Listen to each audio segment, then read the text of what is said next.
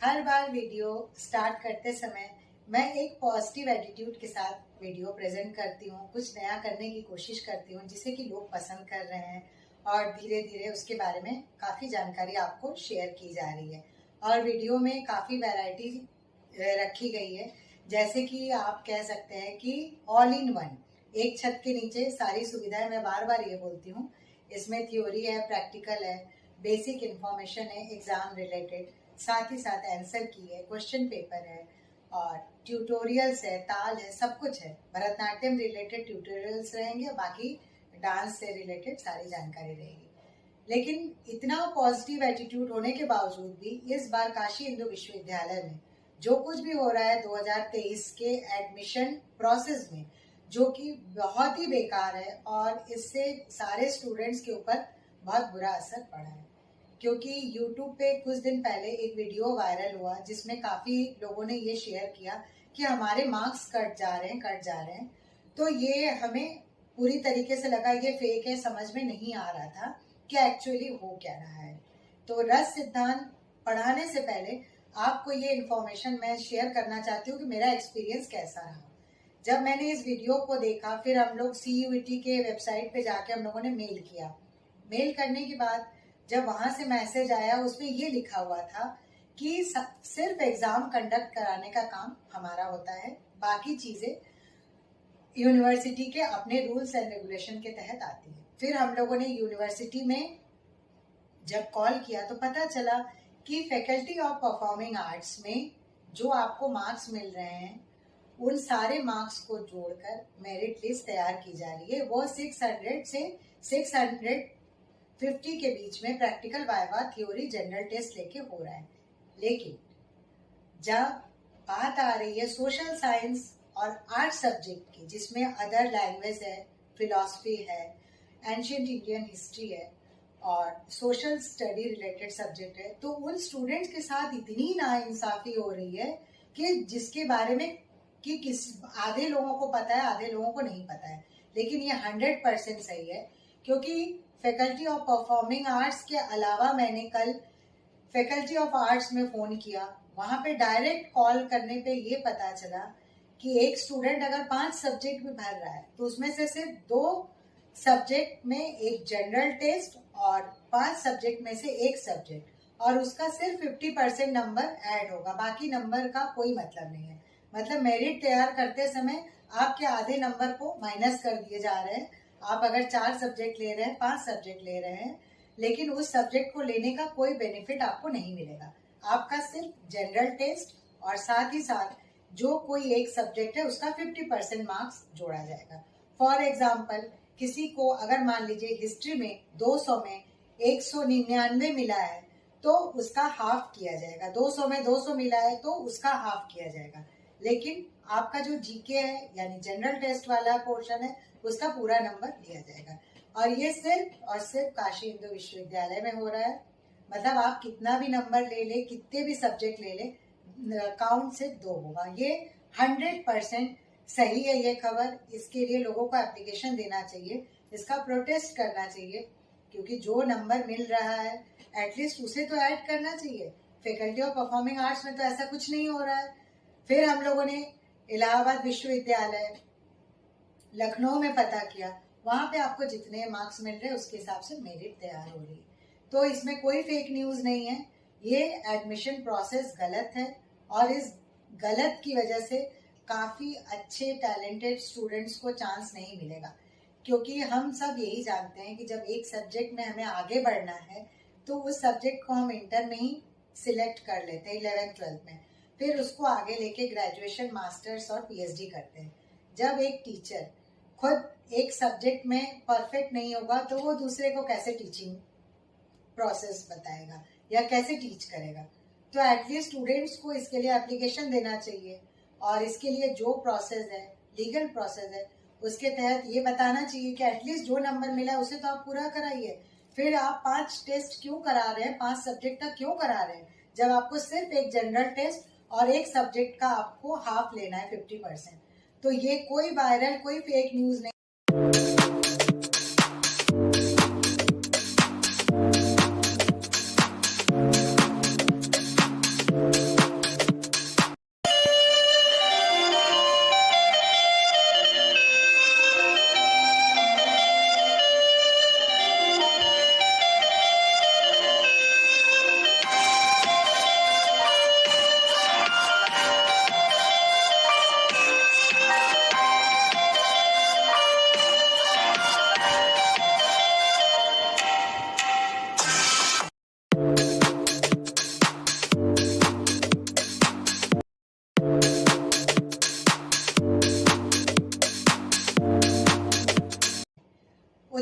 युक्तिवाद किनका सिद्धांत है, स्थायी भाव क्या होते हैं, और रस के साथ रंगों का और देवताओं का क्या संबंध है, आदि ऐसे बहुत सारे प्रश्न हैं जिनको लेकर कॉम्पिटिटिव एग्जाम्स में पूछे जाते हैं। स्पेशली नेट के एग्जाम्स की तैयारी के दौरान इन सब बातों को ध्यान में रखे रस टॉपिक पे आज का हमारा वीडियो है। आज की चर्चा का विषय है रस सिद्धांत, रस थ्योरी। रस सिद्धांत एक ऐसा चैप्टर है जिसके बारे में कई लोगों की अलग अलग अवधारणाएं हैं, लेकिन हम लोग डांस के स्टूडेंट हैं तो उसको ध्यान में रखते हुए ये प्रेजेंटेशन तैयार किया गया है। इसे हम एक ऐसा असाइनमेंट कह सकते हैं जिसमें जो चीजें एग्जाम्स में, नेट के एग्जाम्स में पूछा गया या एमपीए एंट्रेंस में, बीपीए एग्जाम्स में पूछा गया, उसके अकॉर्डिंग कुछ पॉइंट्स मैं नोट करके लाई हूँ। कुछ चीजें मैं देख के बताऊंगी और कुछ चीजें मैं जो मैंने समझा वो मैं आपको बताऊंगी। Welcome to my channel dance joy passion ambition. मैं मीनाक्षी, आप सबका स्वागत है। आप सब मेरे चैनल को सब्सक्राइब कर रहे हैं, बहुत अच्छी बात है, और कमेंट सेक्शन में क्वेश्चन भी पूछ रहे हैं, वो भी बहुत अच्छी बात है। एक रिक्वेस्ट आप लोगों से है कि आप इनबॉक्स क्वेश्चन ना पूछें। इनबॉक्स क्वेश्चन पूछने से क्या होगा कि आंसर तो मैं दे दूंगी, लेकिन बाकी लोगों को ये नहीं पता चलेगा कि क्वेश्चन किस तरह का है। तो कमेंट सेक्शन में अगर आप क्वेश्चन पूछेंगे तो बाकी लोगों को भी उस क्वेश्चन से रिलेटेड जानकारी मिलेगी। तो आज का वीडियो हम शुरू करते हैं। क्या आपको पता है रस उनके वर्ण और देवताओं के नाम, मतलब रस उनका रंग क्या होता है, कलर क्या होता है, और वो किस देवता से संबंधित है? तो चलिए आज एक इंटरेस्टिंग चीज़ आपको बताते हैं। श्रृंगार रस का कलर नीला होता है, उनके देवता होते हैं कामदेव, जिनको मनमत कहा जाता है। हास्य रस सफ़ेद प्रथम गण, करुण रस कपोत यम, रौद्र रस लाल रुद्र, वीर रस गौर चमकीला, महेंद्र, इनके देवता का नाम महेंद्र है और रंग गौर या चमकीला होता है। भयानक रस काला, जो कि काल भैरव देवता को संबोधित किया जाता है। विभत्स रस नीला महाकाल, अद्भुत रस पीला, जो बुद्ध तथा ब्रह्मा के लिए नाट्य में प्रयोग किया जाता है। नाट्यशास्त्र के छठे चैप्टर में रस सिद्धांत का उल्लेख किया गया है और 7वें अध्याय में भाव का उल्लेख किया गया है। रस का भाव का संबंध।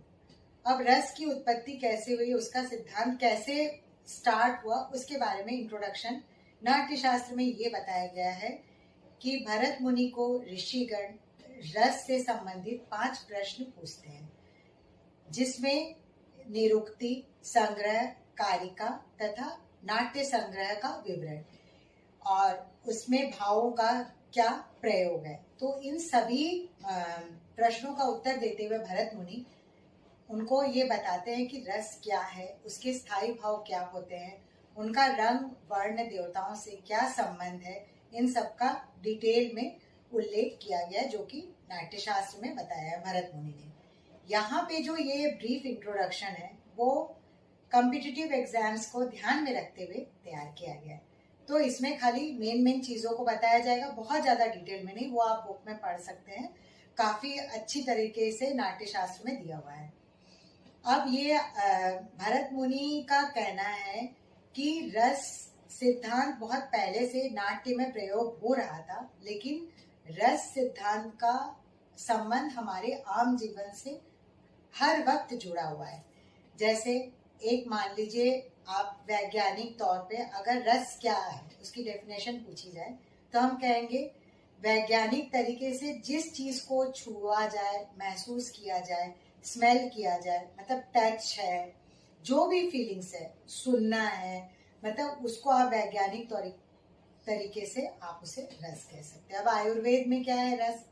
आयुर्वेद में रस का मतलब होता है जड़ी बूटियों से निकलने वाला सत्व, उसे रस कहा जाता है।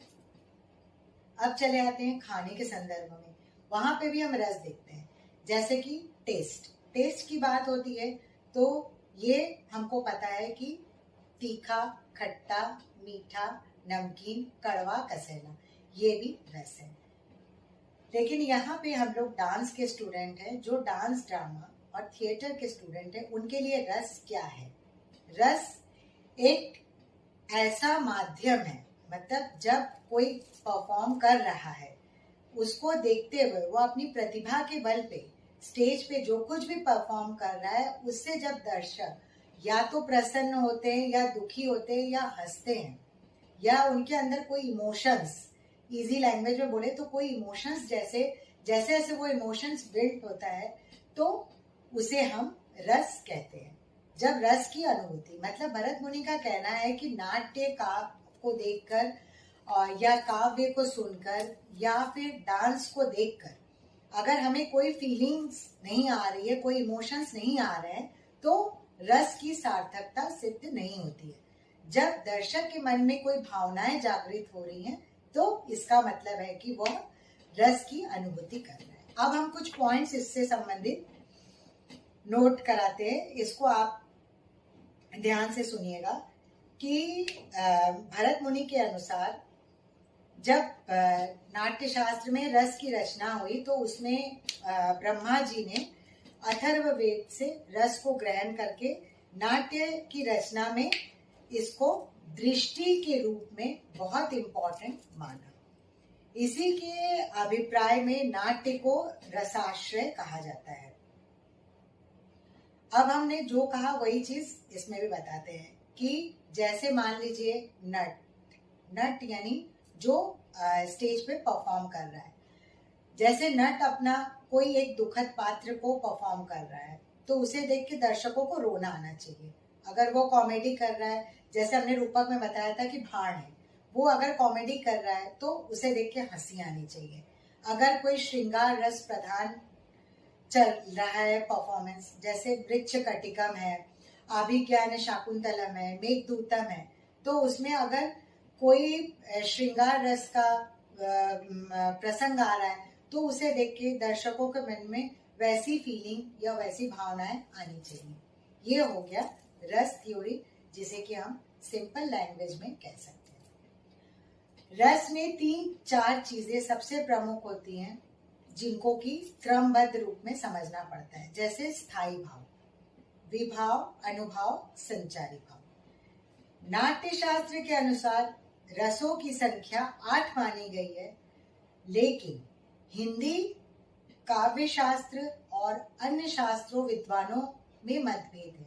उनके अनुसार रसों की संख्या 9, 10 तथा 11 भी हो सकती है।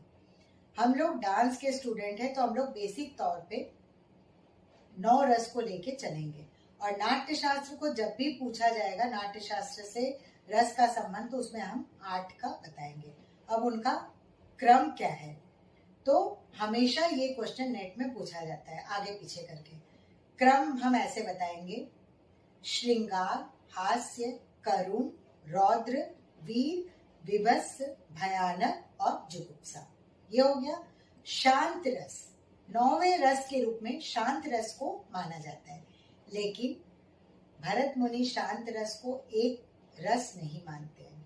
उनका कहना है कि जब हम शांत रस में आ जाते हैं, मतलब हमारे चेहरे पे कोई एक्सप्रेशन नहीं होता है, आंखें बंद हो जाती है, हमारा चित्त शांत हो जाता है, हम कोई भी अभिनय नहीं कर रहे होते हैं, कोई भी परफॉर्मेंस नहीं होता है, कोई चेहरे पे एक्सप्रेशन नहीं होता है, तो वो उसको हम रस नहीं कह सकते। वहां पे बॉडी स्थिर, एकदम स्थिर हो जाती है, और उसे नाट्य शास्त्र के लैंग्वेज में, नाट्य के लैंग्वेज में उसे मोक्ष की अवस्था कही जाती है। ये भरत मुनि का मानना है।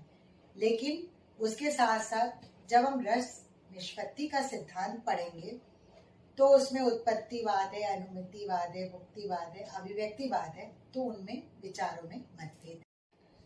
काव्य शास्त्र और नाट्य शास्त्र, इसके अंतर्गत इसमें दृश्य काव्य और श्रव्य काव्य। जो नाट्य कला है वो दृश्य काव्य, यानी स्टेज पे जो परफॉर्मेंस हो रहा है उसे हम दृश्य काव्य। श्रव्य काव्य मतलब रेडियो एक माध्यम है, या फिर दूर से कोई म्यूजिक हम टेप रिकॉर्डर या मोबाइल या किसी चीज पे सुन रहे हैं, तो वो श्रव्य काव्य का उदाहरण है, जिसमें कि हम देख नहीं रहे हैं।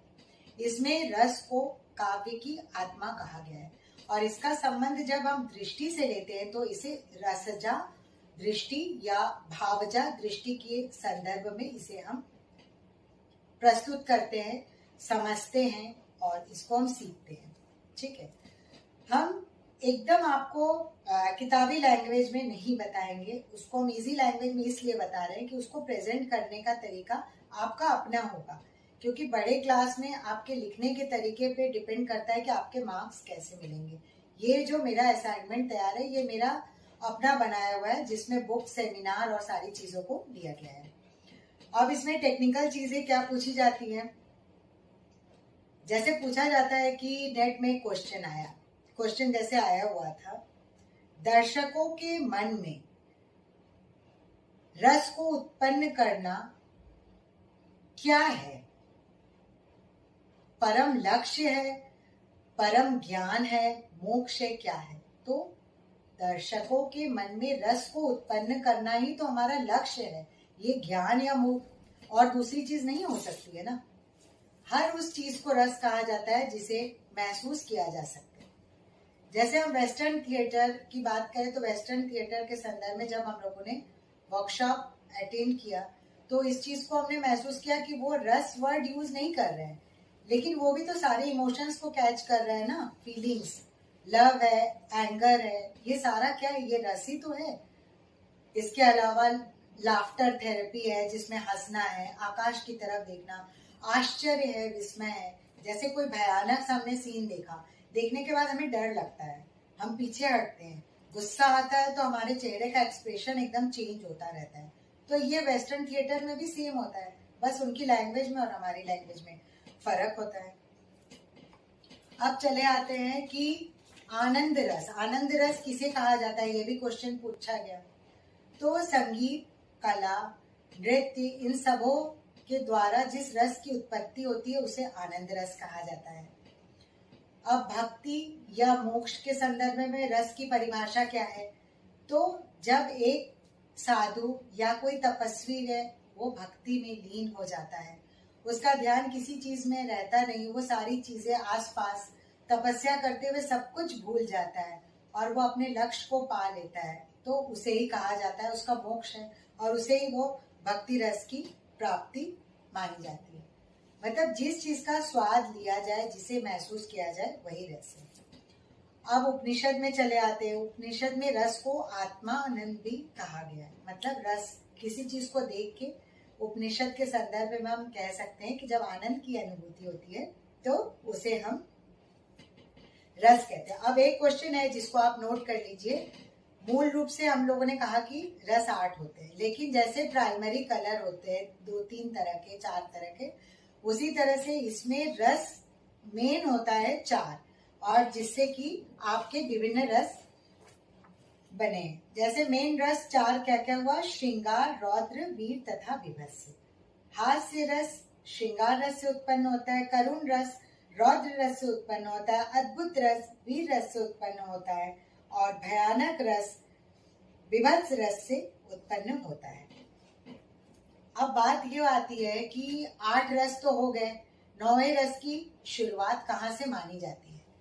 तो 9वें रस की शुरुआत 7वीं शताब्दी में जब शारंग देव जी ने संगीत रत्नाकर की रचना की, तो उसमें पहली बार बताया गया कि 9वां रस, और जिसमें शांत रस को 9वें रस के रूप में एक स्थान दिया गया।